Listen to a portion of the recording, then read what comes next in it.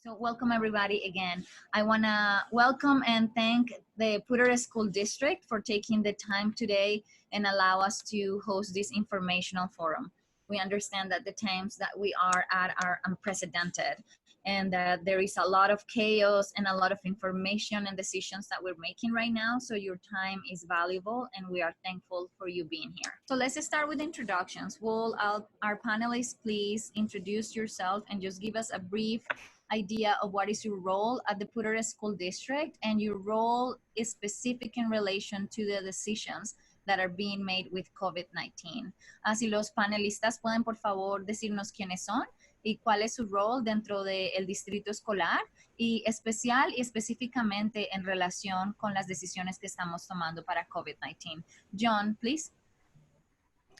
Hi, good evening, everybody. My name is John McKay. I am the Director of Language, Culture, and Equity for Poudre School District. Hola, buenas noches a todos. Me llamo Juan McKay. Soy el Director de Lenguaje, Equidad y Diversidad por el Distrito Escolar de Poudre. I work with a lot of families that have a lot of needs. And so in response to COVID, I directly provide the support they need to be able to be successful in their education. Good evening. My name is Scott Nielsen. I'm the Assistant Superintendent. I oversee secondary in my primary role. As it's related to COVID-19, I've been an integral part of decisions that we're looking at, working with the County Health Department, working across the organization to try to make sure we're ready to get students back in the building and do that when the time is right. Good evening, everyone. My name is Todd Lambert. I'm the Assistant Superintendent of Elementary Schools. Much like Scott, I work on the senior leadership teams that make decisions in coordination with the health department, make decisions regarding schedules, and play a role with the senior leadership team in some of the decisions I know you're going to ask questions about tonight. My primary responsibility in the district is to oversee our 30 elementary schools, and I also work as our charter schools liaison. So we're gonna start with our questions.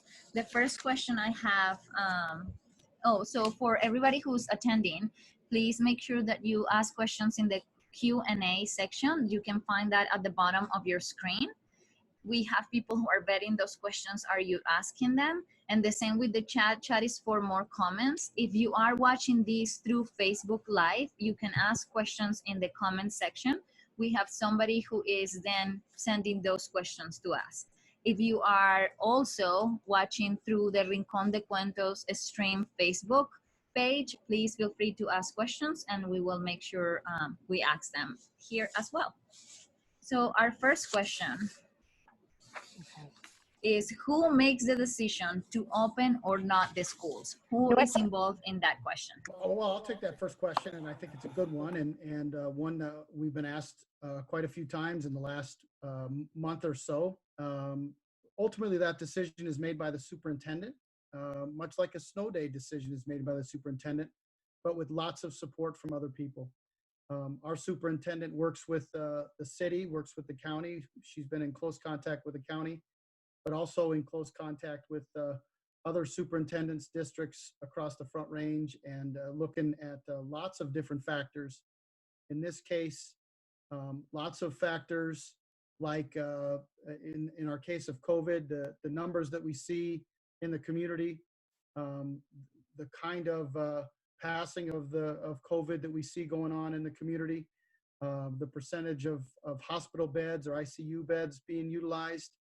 And all of that has been part of our conversation really for the last 3 months, and weighed into the decision, along with the information around testing and how testing is happening and how quickly we're getting our test results back.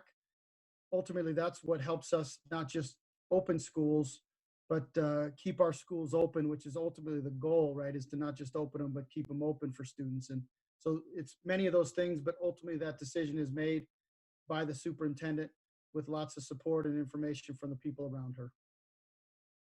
It seems that we have interpretation mode now. So if you can choose the language that you wish to listen to, you can do that if you're in Zoom at the bottom of your screen. you will see a button that says interpretation.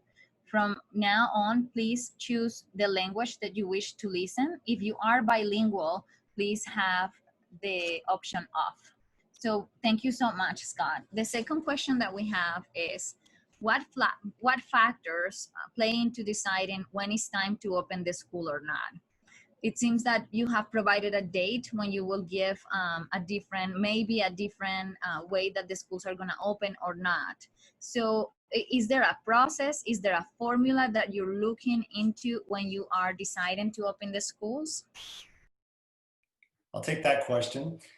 We are, as everyone here knows, in virtual only, remote only, at home until October 16th. There is a process that we'll use to determine if we will open with all of our kids in school on Monday, on October 19th, or if we'll extend being out of school. Some of the factors that we'll pay attention to will be the rate of spread in the community. We'll pay close attention to what other schools have done and how successful they were if they opened sooner than we did.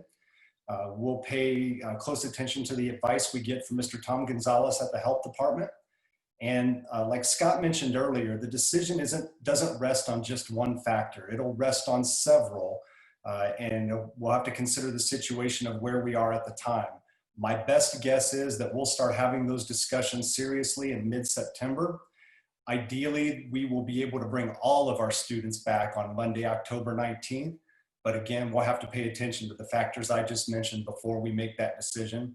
And then Dr. Smizer, our superintendent, will make an announcement to the community with the support of our Board of Education. Thank you, Todd. I think that answered one of the questions from the audience related to information. They wanted to know by when we will know if schools are open or not. So that answered that question as well. Do you have any plans to work with nonprofit organizations to offer care for children? Is that a possibility? Are those conversations taking place right now? Thank you, Johanna, for that question. We're having so many conversations with our nonprofit partners. We've been meeting, Todd and I participated in a meeting on Monday, and we've been continuing those conversations to see how we can provide wraparound services for our kids and families. So that includes working with partners like the Boys and Girls Club, our faith-based community churches, also, great organizations like La Familia, Neighbor to Neighbor, Care Housing, Housing Catalyst. It's really going to take a community to figure out how we can provide all the wraparound services. So in short, yes, the answer is absolutely. It is our responsibility together to be able to provide those services, as well as thinking about food security, making sure that we're working with the Larimer County Food Bank and providing that support as well. So there's a lot of different great partners in this community that we're talking to and trying to figure out how we can utilize our resources together to take care of kids and families. Thank you, John. That brings us to the next question that I think is tied to that one.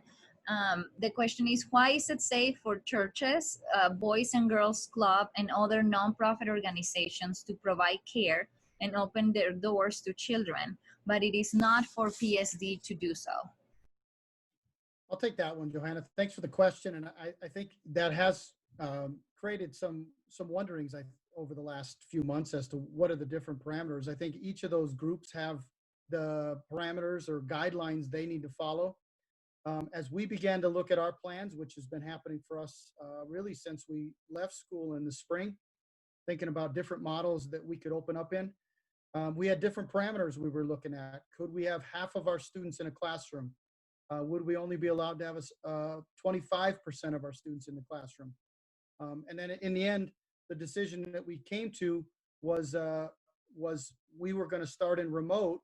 And partly that was when we looked at all the parameters or the guidelines we had to open and our inability to figure out what we were doing or how we would respond and keep our buildings open when we and if we had a positive case. We looked at we can provide a more streamlined educational setting for students that's more consistent day after day until we get a better sense of and response to the testing. But keep in mind, we even in our first outcome or our first opening plan, we were going to open with half of our students in the building on a given day for half the day. Again, trying to work with our students to model and to create an environment that prepares them for how it will look different than it did when we left last spring. Thank you, Scott. Which brings us to the next question. I'm reading some of the questions from the question and answer section. Why did the district change their stance on opening schools? What changed? The positive rate is around 3%. Hospitals has never been overwhelmed in Larimer County, and death rates are extremely low. Again, I'm reading this question from the Q&A. What happened? What information did you receive from the time you say we're going to go to the plan you just described to we're not going to have any kids in the buildings? Todd, I'll just take that if you're good. Yeah. I'll just keep going. You know, one of the things I think, like I talked about, we had plans. We looked at lots of what the question is referring to, lots of the evidence and our cases in the county.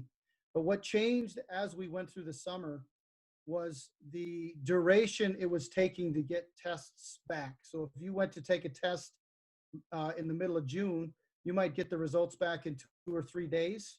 When we made the decision last week, it was taking between 10 and 13 days to get the test back. And how that plays in the school is we have to respond, and we have to respond as though a student that is showing symptoms or has a test as though they're positive. We also have to contact trace everyone that's around those students and assume the same for those individuals until we know differently. When the test was taken 10 to 13 days too long, we're going to end up going through the whole quarantine period with all of those students or teachers or both. And that creates a huge a burden on a school to try to stay open when that's the duration we're dealing with around testing. And that was the conversation we had with the health department prior to our decision to postpone opening in person. Thank you. Todd, I think this question is for you, and it's related to charter schools. Why are charter schools allowed to give instruction in person? Yeah, the relationship between Poudre School District and our charter schools allows them to make instructional decisions on their own. We don't supervise their staff. So each respective principal of our charter schools, and the PSD charter schools are Mountain Sage, Fort Collins Montessori, Compass Community Collaborative, Ridgeview Classical, and Liberty Common. Those are the 5 that are under PSD's umbrella. Each of those schools has the autonomy to make decisions on their own as far as opening, closing. They mostly will fall in line with PSD. In fact, at least 3 of the 5 intend to open pretty much the same way we're going to open. But again, they do have the autonomy to make some decisions on their own. If we think that it's a serious health issue or there's some kind of safety protocol, our Board of Education may inquire about that, but generally they are allowed to make those decisions on their own. Thank you. There is a cluster of questions related to how instruction is going to look like. What is the time that kids are going to be expected to be on screens? What is going to be the instructional time? How much time they're going to have with teachers?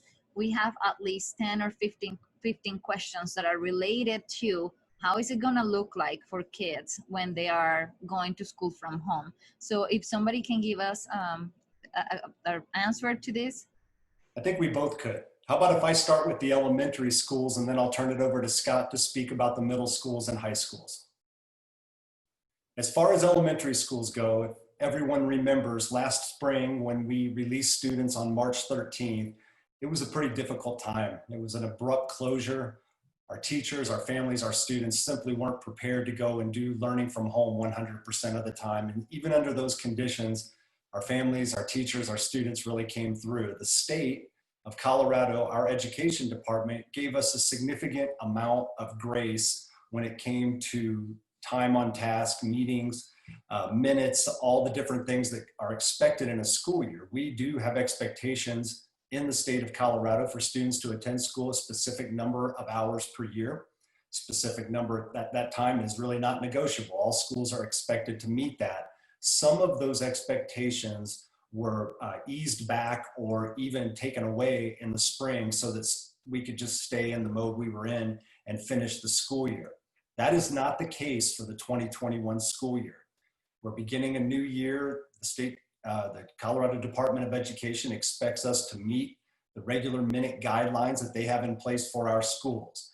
The way the elementary school day will look will be a blend of learning for students on their own, work that's been assigned, and some work will be done at the exact same time the teacher is teaching. That'll be during whether we have Teams meetings or whatever, different ways for teachers to respond and have class meetings. We will have some of that live, and then we'll have some that is practice. The day will be a little more official, a little more defined than it was in the spring, defined by subject. Students can expect to get instruction in all 4 subjects and a more intentional approach in our specialist classes of art, music, and PE. They can also expect grades. And I think that's a big part of the difference in the spring. We put a pause on our grading system in the spring, just out of fairness for staff and for our families. It was just a lot to handle. Again, that's also not grace we're going to get this spring. We will be assigning grades to students all across the board, and that presents some accountability as well. As far as the rest of the elementary day, it will still be the majority of the time students will be working on assignments they have been provided and checking in with their teachers. But we again will have attendance expectations, grade expectations, and if students are unable to be in front of their computer when the teacher is holding a meeting or an assignment, those are going to be taped for them, so they can access them at any given time.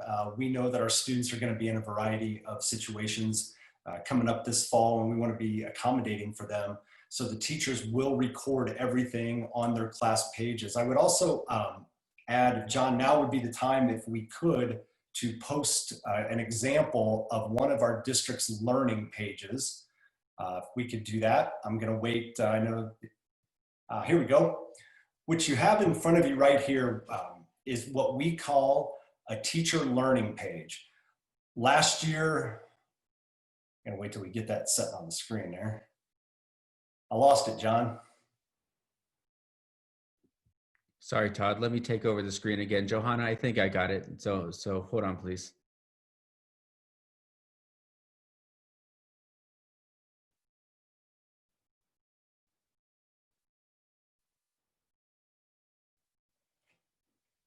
It's a really great learning page. I can't wait to show you.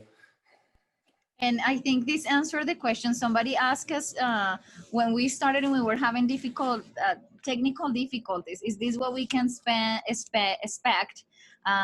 We're having the kids learning online. And my answer very gracefully and with kindness is yes, we are all learning new technology. We are all learning new ways of communicating and having meetings. So there will be some snafus that we will have to go through and learn and work around. And I'll take up from there until John can put this up, but I'll explain until it comes up on the screen. Last year, one of the most frustrating things for families was if they had students and different teachers had different websites to go to, different learning platforms, it became confusing for our families. And to fix that this year, we have asked every teacher in PSD to have a learning page. And that's what John is attempting to project right now. Those learning pages look the same across the district. The only differences will be the name of the teacher, the color of the band across the top, which coordinates with the school, and the school name. Otherwise, they'll all look the same. That way, if students have multiple adults that may be helping them out, oh, here we go. Here's a great example. Well, there it is. Very good. If you can see across, there is some common language you will see along the left there. For PSD websites, some of those you may be very familiar with, our parent view, our student view, our calendar. And along the right side, you have, right next to that to the right, you have important links for the school. You have the teacher who is on the screen. To her right, Mrs. Lambert there, to her right is her Google Classroom account and her Teams account for students, so they don't have to go searching for meeting locations. This page allows everything to look the same for our families, those who support our kids. It also allows our families to go to one location for the information they need to access the learning. As you can see, we can convert these pages to Spanish. This happens to be actually my wife, who's a fifth grade teacher at Werner Elementary, and we just pulled up the conversion for that for you. We believe this is a lot different than what families experienced in the spring. This, again, allows them to come to one location for learning. And I guess I would sum up elementary by saying, yes, we are gonna have more accountability, more requirements, but again, it'll work at a pace, and our teachers will learn the pace of their students and adjust accordingly. Scott, do you want to mention anything for secondary? Sure, Todd. Lots of things are similar, and Todd already talked about the transition and some of the grace we received in the spring. But some of the things you can expect from secondary this year, we'll have structured schedules at the middle school and the high school that will look similar to what they look like when they're in person. Our high schools will be in schedule from 9 until 4, with some time face-to-face with our teachers and some time doing independent practice that the teachers can be reinforcing learning with individuals or small groups.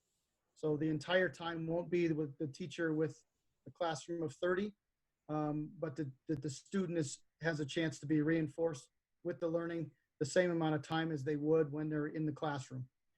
And you can expect schedules from the schools that your students will attend shortly if they've not already come out. Middle schools are similar. They've been a little more creative with their schedules. They don't share their students with other entities, so they have a little bit more flexibility. They will still have set schedules so that students can expect their first period class to happen at a set time and their second period class to happen at a set time. We will be taking attendance in classes this year, and we will also be grading and giving feedback on the work that students do. And as Todd and John showed the teaching learning page, we will also have teaching learning pages at the secondary level. In some cases by individual teacher, and in some cases they'll go a little bit broader and do it by department, so that the learning page for anyone that has chemistry is the same learning page, even though you might have a different teacher, to show consistency of chemistry across a school. So those are things we have done. I think the question about should we expect hiccups in online learning, and Johanna was correct in saying absolutely, we're learning and growing, we're a learning organization. What I can tell you though is the amount of learning and classes that our teachers have taken over the last 3 months is astonishing, really. Just last week, we had 1,200 teachers who took over 5,000 classes, all of which was designed to prepare them both for the strictly online learning and the hybrid where you have some of your students in person and some online. So helping our teachers to get up, get ready, and figure out how to do what I'll call real-time learning, which is I can do learning when I have students in front of me, but I can also drive anytime learning, which allows for students to do learning with me, but at any time they're able to access. And our teachers have come a long ways in that process, and our leaders have as well. So there's been a lot of preparation as we've gone through the summer to be prepared for whatever environment we start the year in, but also believing we'll make shifts as we move through the year. So we're in a much better place right now to drive teaching and learning than we were on March 13th. Thank you, Scott. I want to make a clarification. So please correct me if I got this wrong. We got somebody who is asking this again. So the kids don't have to be in front of a computer on set hours. If they're not able to be in the computer at that time, there will be recordings that they can access at a later time, allowing the schedule to be fluid. Is that correct? That is correct, Johanna. Thank I you would so add much. too, Joanna, our preference would definitely be that we are asking our teachers to make a direct point of contact with their students each and every day. And I think our families should expect that those contact points will start in the morning, probably just about the normal time we start school. That's a time where we'll take attendance. And that's likely the time that most teachers will hold their class meetings. We want to also maintain those close relationships that we want to take advantage of when we get back into the classes full time. Thank you. We have two questions that are related to teachers that are also parents.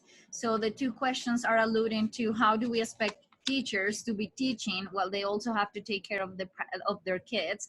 And the second part of that question is related to the new contract that you have for, I believe it's AlphaVest. I'm not sure if I have the name correctly, but it seems like AlphaVest will be providing childcare for teachers only, so that teachers can work. So I think those two questions are related. So Yeah. one, is it true? And two, is that solving the issue of teachers being able to do their job? Yeah, I will take those. I know our teachers are also parents, and they are in our community and facing the same challenges all of our community members are facing. And just like everyone who's worried about what they're going to be able to do for their kids, they love them so much, they want them to be safe. Our teachers are in the exact same boat, and again, facing those exact same challenges. We did make arrangements for our workforce, our PSD staff, both classified and licensed, to get childcare at a cost from our new before and after school provider, AlphaVest. I would say though that we have not made a decision that they would only go with staff, they would only support staff. Right now, that's the case. We have never done anything like this before. In fact, we're not aware of any districts at all, if any, just a few, who are attempting to offer childcare to the employees. But please understand that our first order was to help with the childcare so that our teachers could also take care of the community students. And so we wanted to free them up to do the work. Some of them are taking advantage of that, some of them are not. But there are possibilities, as John mentioned earlier, that we're going to work in our community, be a partner in our community for additional childcare for non-PSD staff families. AlphaVest, so everyone knows, is already asking us for that opportunity. They want to be a partner in the community, and they want to offer care.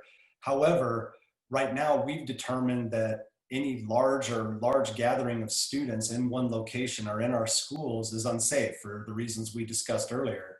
So we're paying close attention to the balance of those two things. Again, our first priority will be to make sure that we get staff childcare ironed out. Again, many of them will take advantage, many will not. We'll see how that goes before the end of this week, and we will start making decisions on how, if and how childcare can be expanded out. Along with community partners. I don't know if John wants to add to that too. He has been in discussions with some of the folks that do some of this work in our community, and he may be able to update you a little more on that as well. Thanks, Todd. First off, I just want to say this circumstance of us opening up remote is challenging, and it's hard. It's hard on our families. It's hard on our community. I understand. I see that. I've got 3 kids of my own, a senior and 2 8th graders. And we have lots of questions ourselves about how we're going to be able to do some of these things. So one of my goals is to make sure that we start looking at some of the kids and families that are really, really in need. That starts with, one of the things I manage is a lot of our homeless families. Normally on any normal year, we have usually about 1,100 students that we identify under what's called the McKinney-Vento Homeless Education Act. Think about that, 1,100 kids. Those are kids and families lacking fixed, regular, and adequate housing. We know out of those kids and families, at the end of last year, we had already, identified more than 1,100. We were already in 1,200. We can't imagine what those numbers will look like this year with so many families needing support. Out of those families, we know that there are families that are unsheltered, means that they're in homeless shelters, they're living in hotel motels, they're living in their cars, RVs, campgrounds. Those are families that we really need to take care of. And our community is responding as fast as possible to give them the love and support that they deserve and need. So we know that we have an obligation and we have a desire to be able to open up support for the families that are most in need. And we're doing work as fast as we can with our community partners to develop that. That's why we're in meetings and conversations every day, trying to figure out where and how that might happen. We're trying to figure that out this week, tomorrow, over the weekend, so that we can try to create a plan and make sure that our neediest families are getting the support that they need. Thank you, John. We have a cluster of questions regarding pods. So what are they? How are they being formed? Is the school district providing any support for parents or neighborhoods to create pods? There is also a lot of questions related to financial assistance. So if a parent has to create a pod or something happens, they have to pay somebody to take care of their children. Is the school thinking in supporting families with any of these things? And if you can talk a little bit about the process of creating them and what's happening around pods. Thank you. I can begin to answer this question, and I imagine both Scott and John will jump in. We see three kinds of pods in the community, and you're hearing a lot about them in the newspaper, on TV. I know Denver districts, particularly Adams 12 and some others, are exploring different ways to put their students in pods. The first way is for neighborhoods, clusters of parents who have kids that go to the same school to come together to share the load. Supervision, maybe they have a particular knack for teaching a subject, or they have time. Maybe it's just a matter of who can share the time to supervise the students. So instead of multiple people being off every day, one person takes off and it's their day and they watch the students. Those are in our neighborhoods and they're starting up. We're fully aware that our community is starting to put those together in many of our families. We have talked with our families and we are considering ways that we may be able to support those pods, but those are in early discussions. In many cases, our teachers and our schools are doing the best they can to get the school year started. So some of the pods, we want to be supportive of those efforts by our families because they stayed with the PSD schools. These are families that want to make the most of the situation and are facing some of the challenges we talked about tonight regarding work and time in front of the computer. The second type of pods is when you bring students back into the school based on a particular criteria. That criteria may be need, it may be learning conditions that they have. There could be any number of ways, but what you would do is bring students back to the schools. And in the case of pods here, students would come back to the schools and do their remote learning in the school. They wouldn't get direct instruction, they would still get remote learning. However, they would do that at their respective school. That would give them an opportunity for meal distribution that would be consistent, which would be outstanding. It would give access to mental health services, which is also critical, as well as a little bit of emphasis if they have particular needs. It still won't take the place of direct instruction, but it does create a safe environment. And particularly, as John mentioned earlier, students who are in situations where they don't have consistent housing, it's unpredictable, those are the students that we believe we need to get in that situation first if we make plans like that. The third group of pods is not one we really deal with as much, and that's when a group of parents determine that they're going to handle the education piece, take off out of the district as far as affiliation with PSD. They may affiliate as homeschool, and they do that work. So we're primarily focused on those first two pods. And we're in discussions. We're thinking a lot about them and how we can support them. And I know John and his team are working on the end about who our most vulnerable students are to bring in. And Scott and I are working with our district advisory board members and other people in the community to learn a little bit more about what those needs may be out there regarding pods and what we could do to support them.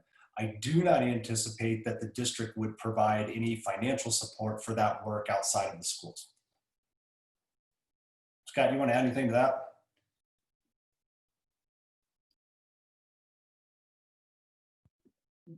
Sorry about that. Yes, Todd, you've seen a lot of energy around pods. In fact, I think last weekend you saw Adams 12 was on one of our news channels in Denver, and Denver's talked about pods. Every school district has needs that look a little different. And for us, as we've gone through the process really since the middle of March, we've tried to evaluate the needs of our community. And one of the areas that we saw need in early and we continue to look for ways to support is with the ability for the computer to connect. So first of all, getting students the computers which our community's been very generous, and PSD grades 3 through 12 has had a one-to-one alignment for several years. And we were able to pull together enough machines to help with kindergarten through second in the spring, and are in the process of doing the same thing for the fall. So that takes care of all of our students having machines, and then having the ability for those machines to access the internet is critical as well. In some of those other areas, the pod and allowing them to come in to the school allows them to have access to the internet in the school.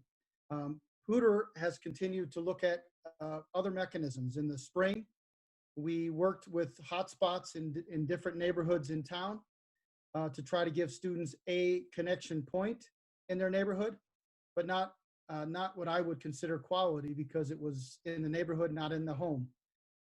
We continue to look at ways where we can support families that need an internet connection. We're looking at mechanisms for this fall, being able to provide families that don't have internet connection with a device that will allow for the internet to be available inside their house. And we'll continue to work with community through schools, through John's team, to make that possible. But again, that's one of the reasons that you would do a pod in some districts. For us, that won't need to be a reason we do it specifically. But Todd talked about some of the other reasons you might look at pulling some groups in small groups. One of the questions we hear is, if we are unable to have all of our students in the building to do instruction, why would we be able to have pods or small groups come in? And the answer is just that. We would be able to bring in small groups in a few areas in schools. Maybe you're talking 6 or 8 students to do the online learning that they would be normally doing from home, in the environment that's structured and provides a little bit of support for their learning, but isn't directly with the teachers. The teachers would still be doing the online instruction in a different model, and those individuals would be gather the instruction the same way they would if they were at home.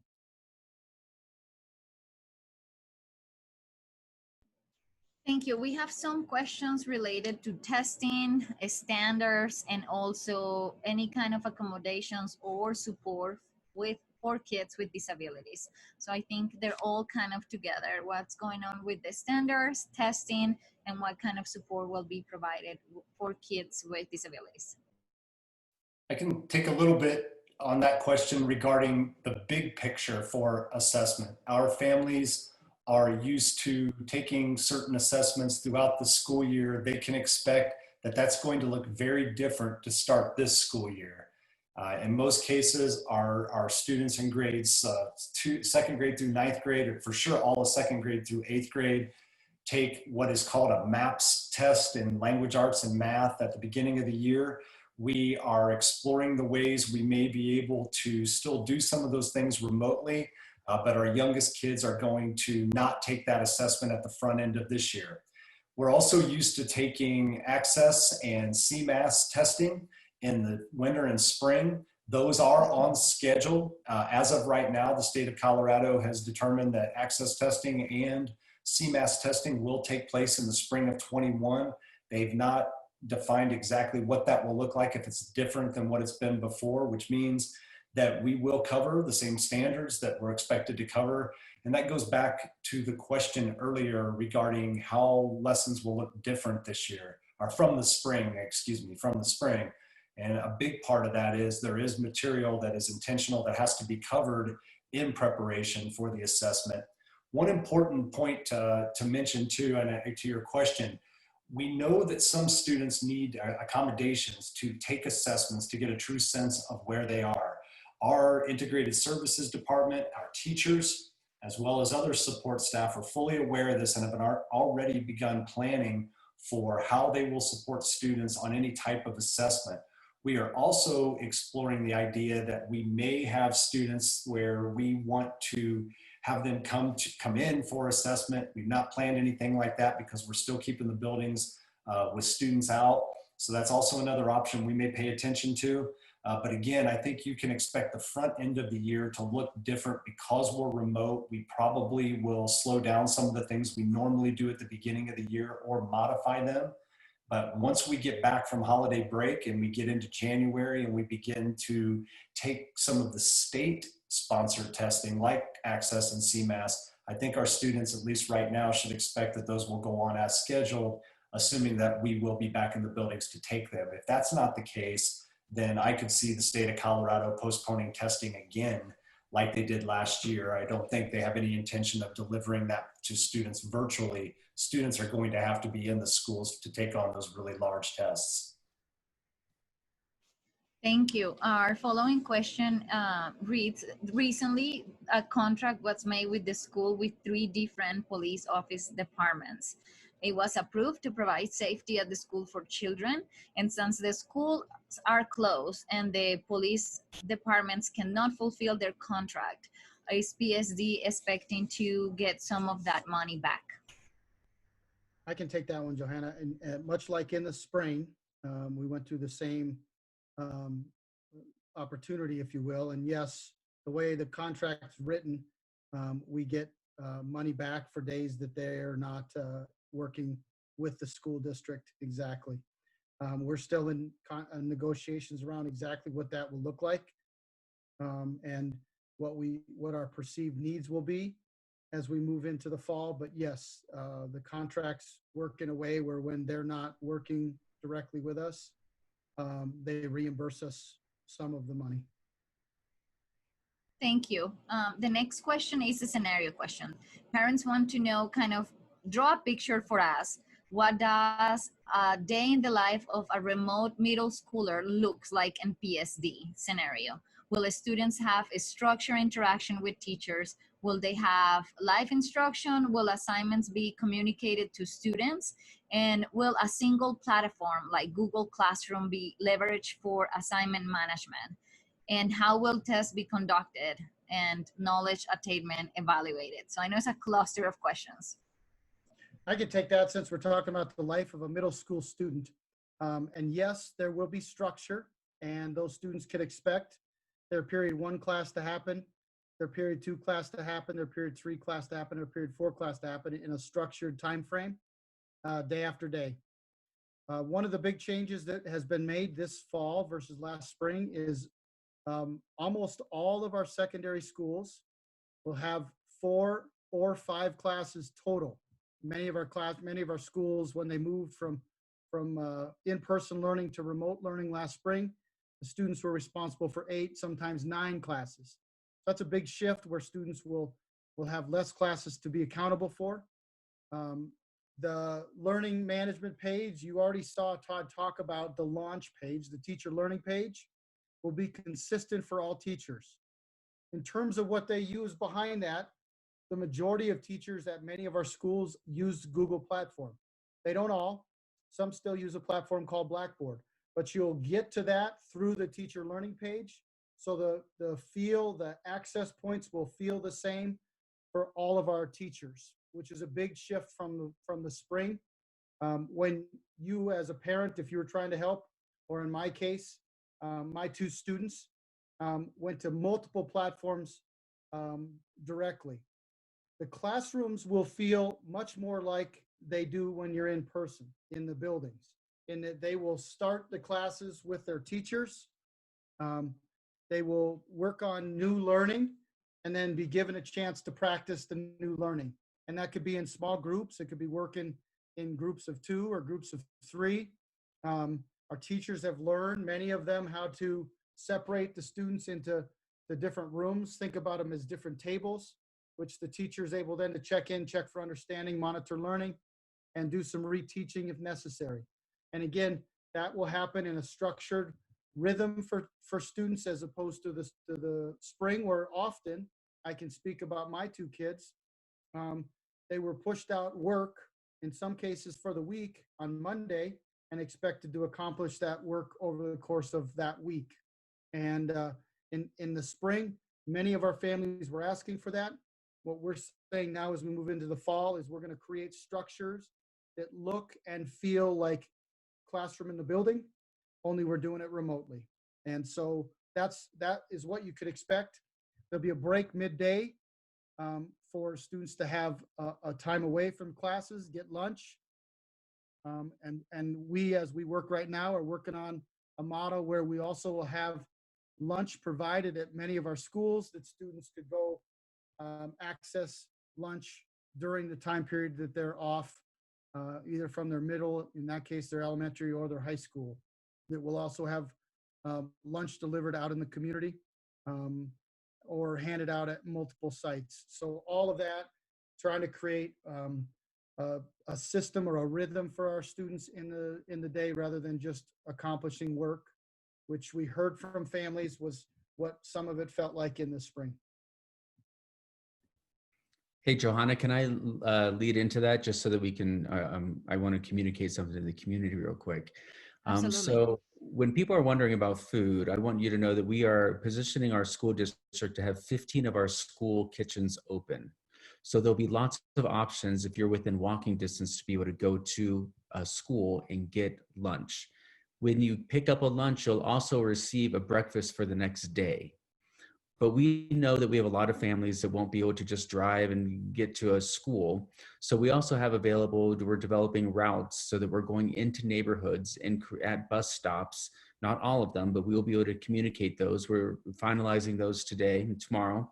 You'll be able to go to a location in your neighborhood if you aren't able to access that school, and be able to pick up a lunch and a breakfast the next day. We've had questions like, does the student need to be there? Yes, it's important for your student to be there. You need to have your ID number. And for those of you that have signed up and qualified for free and reduced lunch, you will get that lunch and breakfast for free. And if you don't, it would just, if you don't qualify, you'd still just go ahead and pay for a school lunch, just like you would if you'd be in the school cafeteria. So we're hopeful that, this will ease, I guess, the stress of parents that do need to work and have school-age children that are able to stay at home, that they'll still find a way to be able to get that lunch and breakfast for the next day. And so that's something that we've been working on, and that we'll be able to communicate that to our community as soon as possible. The next question has to do with equity center approach. So the question reads, other districts are providing equity center approaches, and that includes Adams and Denver. And they prioritize kids with IEPs, ELLs, and FARs. And we're gonna need somebody to please tell us what those stand for. And with certain diagnoses or disabilities. And some of them cannot do small pots in the schools. Are you thinking of doing some kind of equity center approach? So let me jump in, and I think Todd and Scott would be great if there's anything that I missed to be able to answer that. Before we chose to go to remote learning, all of our work was really centered around the kids that need us most when we thought about transportation and all of the needs that our students have. That included kids with disabilities, traditionally known as students with IEPs and special education. In our district, we talk about integrated services because we want them in our classrooms, integrated in the learning, just like everyone else. We also prioritize kids in foster care, kids that are English language learners, and then that FAR is free and reduced lunch. That's what it means. And so it's kids that qualify for free and reduced lunch. That's determined by a lot of different factors, that poverty levels. And so an equity-based approach is something that is essential to making sure that we're centering those kids that need us most. And so as we started to move to a remote learning environment, the centered and equity-based approach is really looking at what are the resources that our kids need. And so we started looking at, well, we know that a lot of our students were able to access Wi-Fi, but it wasn't the best Wi-Fi. So in order to have an equity-based approach, we've purchased a lot of MyFis, individual MyFis, and a lot of family liaisons are reaching out to families now trying to figure out how we are able to get those MyFis into the homes of kids that need it most. Knowing that, our district asked our community to respond in parent view about Wi-Fi. What we've done as an equity-based approach is to make sure to get a list of all the families that we haven't heard from by school and be able to give those to the schools, and counselors and schools and family liaisons are working together to make sure to reach out to the families that didn't respond to make sure that we understand their needs. So an equity-based approach is making sure we get those resources in the hands of the families that need it most. And so when we think about electronic devices, we know that our kindergarten, first and second grade students don't normally get a device. They have devices in their classrooms, but we don't have a one-to-one ratio at the earliest ages traditionally. So one of the things we did in an equity-based approach was to make sure that this summer we're ordering additional devices to be able to get kindergarten, first and second grade students devices and work with that. I personally am responsible for English language development services for all the ELs. Emerging bilinguals is how we like to speak about them, because your first language of Spanish, Arabic, whatever language it may be, is important to us. And so as you're emerging in your bilingualism, we know that our newcomer kids need additional support. Those students don't necessarily always have access to technology or know how to use them. So we purchase different devices, tablet devices like iPads, to specifically work with our newcomers so that they can access instruction in a different way and still develop their language. So there's a lot of our planning that is equity-based and really grounded in the kids that need us most. And we will continue to do that as our commitment to our community of making sure that we are capturing the hearts and minds of all of the kids, even the ones that we don't necessarily always think of first in our community. We have to center them in our planning immediately because that's what they deserve. John, I'd like to take a moment, if I could, to emphasize something for our families on here this evening. Any student in the district that does not have a computer to have at home for their learning, we will provide one for you. Any family that does not have internet connectivity, and I don't mean just a cell phone, I'm talking about suitable connectivity where a student can open and turn on their computer and access that learning page online. If you do not have that connectivity, we will provide it for you. So we have begun the process in our parent view, which is Synergy, where you learn about your classes. It's where you pay fees. It's the clearinghouse software system that our parents get into. We have asked our families 2 questions. The first is, do you have a suitable computer at home to take care of the learning, to use for the learning? If you don't, let us know and we'll provide one. And the second question is, do you have suitable internet connectivity? If you don't, we will provide a MyFi device for you.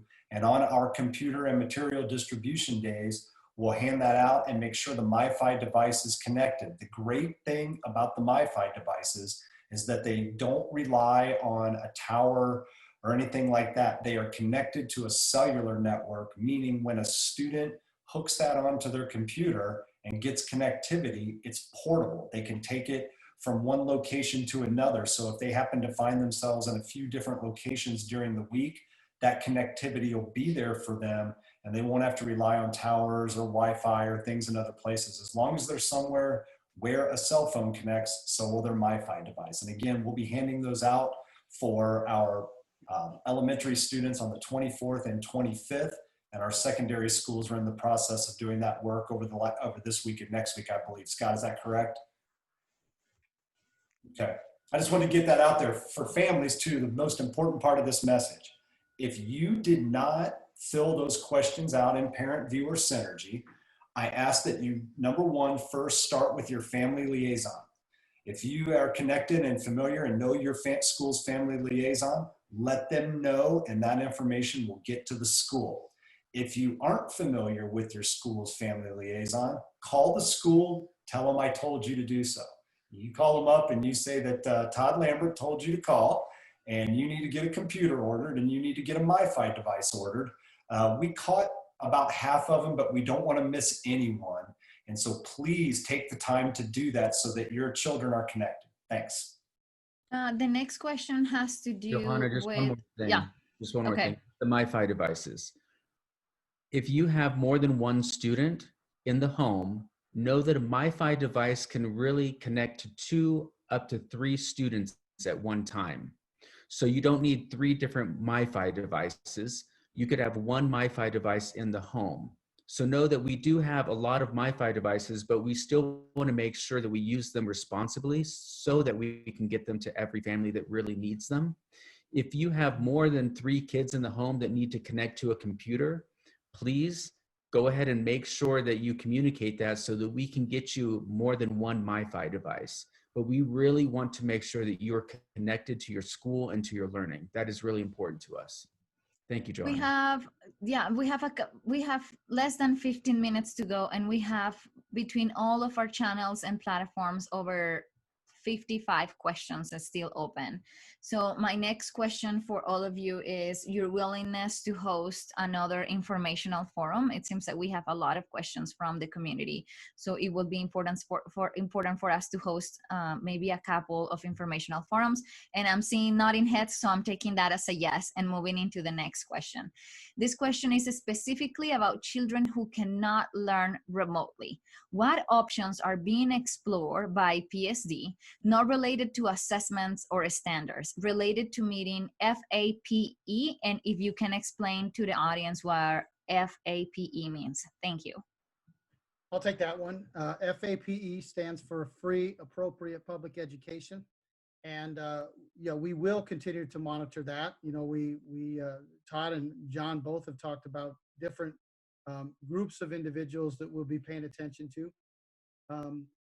But we will pay attention to the structure we provide, attendance, how students are engaged in the learning, and we will be reaching out differently this fall than we did in the spring. One-on-one connections for those we need to have an understanding of what's interfering. And then we have the opportunity as we go through the fall to look at what might enhance the learning outcomes for students that may be struggling to engage in a remote environment. And again, some of those are in discussions. Todd talked about students that are in our integrated services on an individual education plan.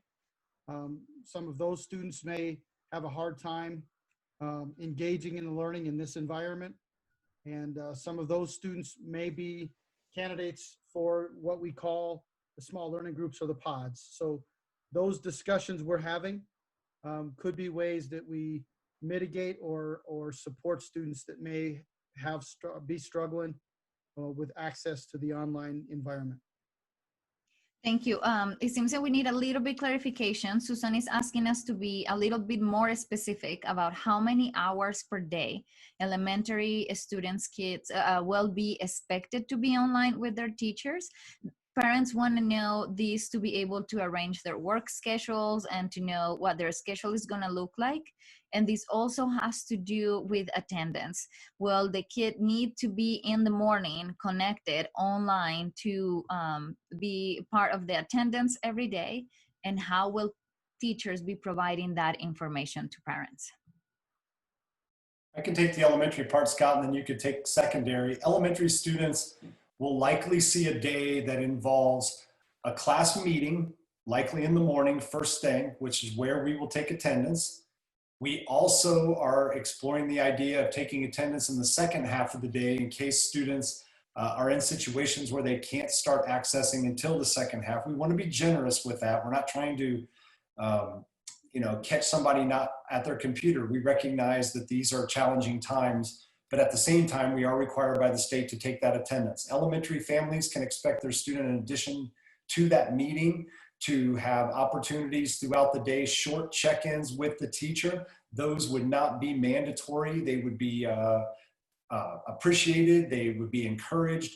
But at the same time, and I think the message our families need to hear is if you're in a situation where the student simply can't be there, we just want them to do their very, very best to access what is there with the videos that are of the meetings. The material will be on the learning page. But again, it becomes more difficult, I'll be frank to say, it becomes more difficult if they're not there. They won't be engaged in learning 6 consecutive hours. That is, they don't do that in school when they're in school. You think about all the starts and stops of the day, the breaks, the lunch, things like that. I think what we'll see is that meeting in the morning, some instruction, kids will have time to go work. The teacher will be accessible if the student has questions. and there'll probably be some type of wrap up at the end of the day. And again, they can expect instruction in at least 3 of the 4 core subjects, maybe all 4, as well as specials each and every day. If they cannot get live at any time at all, then I think the student and the family needs to clear that and make sure that they communicate that to the teacher, so the teacher is aware of those needs and they can help the student and his or her family. I wonder if this has to do also with synchronicity. We have a couple of questions that had to do with that. One of the questions reads, we both work full-time and we cannot support synchronous learning throughout the day. How can this be minimized while allowing us to support our kids in learning the material they need in a synchronous way? I'll take that, Todd.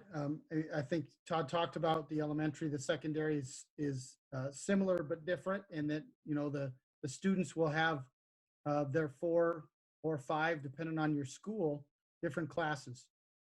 There will be synchronous instruction in those classes, but it will be recorded.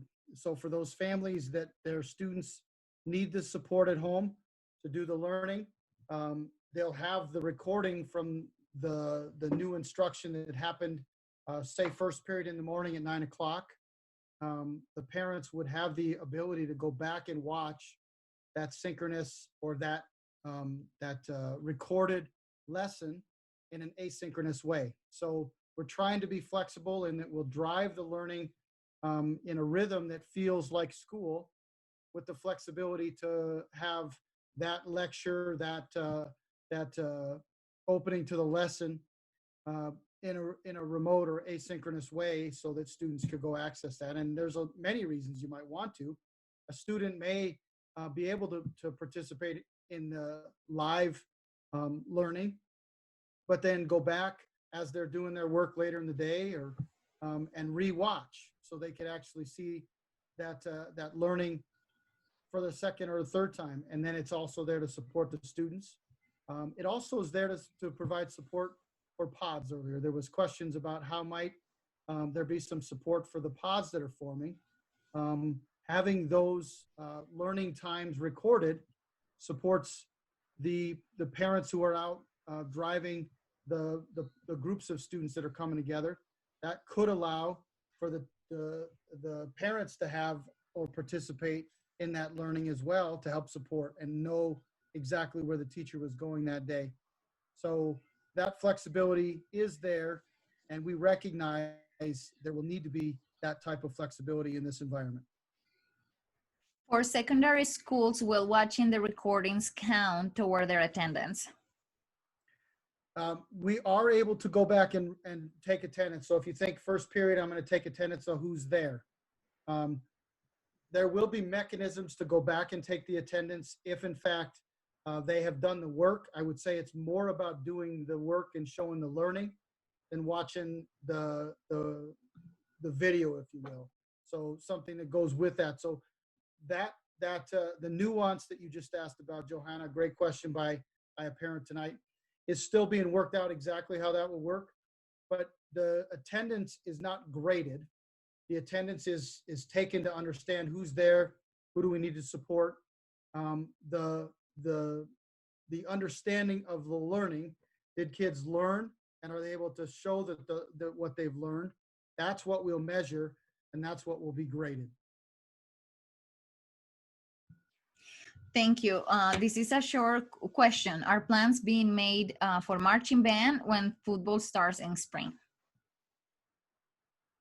I can say I've not been directly in a conversation about our plans being made for marching band, but knowing the marching band group, they've been thinking about that since it got canceled for the fall, and football being moved to the spring. I'm sure they're thinking, how do we make it happen in the spring? We'll keep an eye on that, but I'm certain, just knowing that group, they've been thinking about the spring, they've been thinking about the fall, they've been thinking about how eagerly they want to get back to two-a-days. The other question is about going back. So some parents are choosing remote learning. Will parents and families be able to continue to do remote learning even when the schools go back to being open?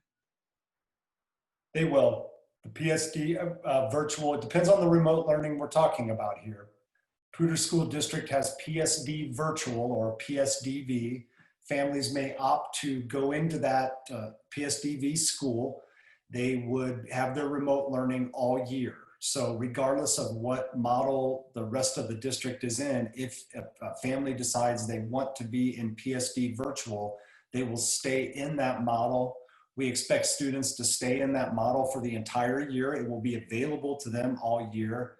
And if students want to come out of that, let's say that late October, early October, or at some point, the district brings students back into the schools, which is what we're all looking forward to, and families want to come back from PSD virtual to their neighborhood schools, we will consider that, but we won't consider that until the semester ends. December 17th, I think, is the date right before we go on winter break.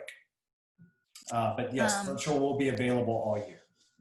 Well, teachers have one-on-one office hours via Zoom on any other platform, and they're asking for high school students. And I think it will be fair to answer that question for elementary and middle school. That way parents don't ask the same question for the other ones.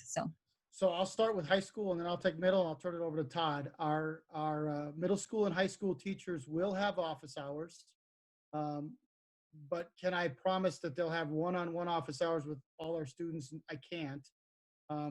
Will there be time for one-on-one? I suspect lots of it will happen, but not necessarily during the office hours. They really only have, an hour or so of office hours a week because we are structuring their days differently this year, in which case we're asking them to be in with the classes during the duration of the class. During that time, there can be one-on-one check-ins or small group check-ins, but ways to connect to make sure understanding is there. And that will be similar for middle school. Is there time for students to check in with their teachers? Absolutely. With the limited number of time and each of the teachers having between 90 and 100 students on their caseload, it's hard for me to guarantee that every student will get one-on-one office hours over the course of the next 7-8 weeks. The elementary level, elementary teachers are notoriously accessible. The students, they don't typically keep one-on-one office hours. However, because one teacher will handle somewhere between 18 and 24 students, they are universally accessible. I think they would encourage our families. The younger the student, the more communication is needed. And I would expect all of our elementary teachers to be available to families via email. In fact, if you go to those learning pages, there is a direct connection to each teacher's email there.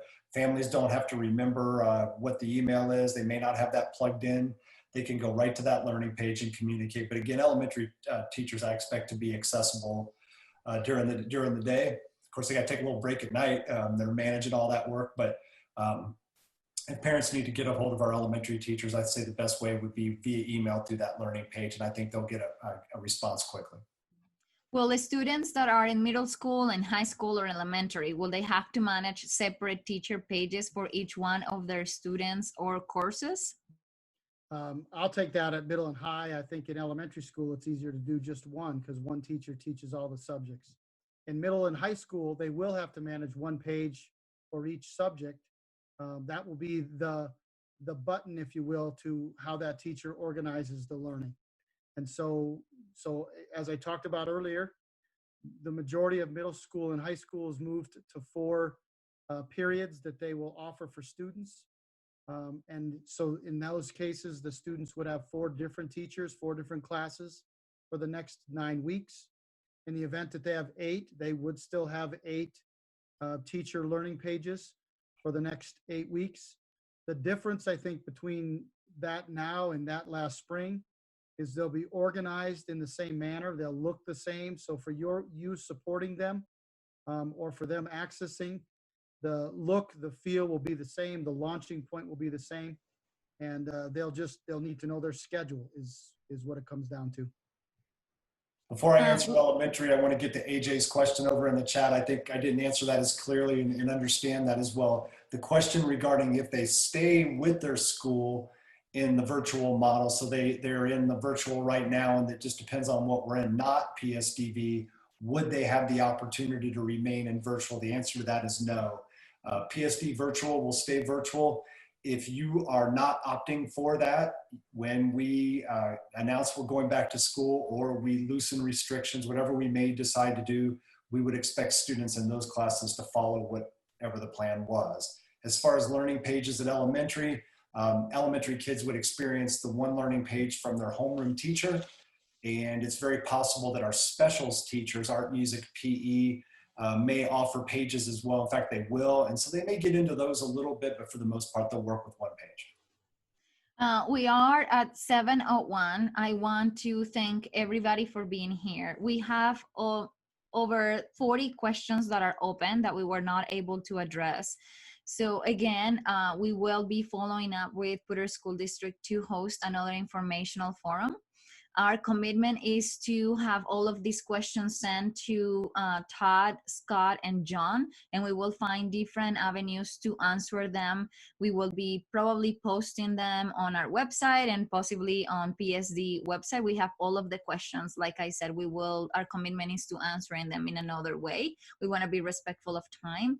I want to thank John, Scott, and Todd for being here tonight. To Ali for being an amazing interpreter, for Nick to being handling our Facebook page, and for Mark Huber to be handling our questions and answer and our chat. Thank you so much for this meeting. We hope you all have a great evening. And again, we will be following up with another informational forum with the Poudre School District. Any last words from any of you? I'd just like to say thank you everyone for your time. We know this is challenging, but we're here to serve. Nosotros estamos aquí para servirle.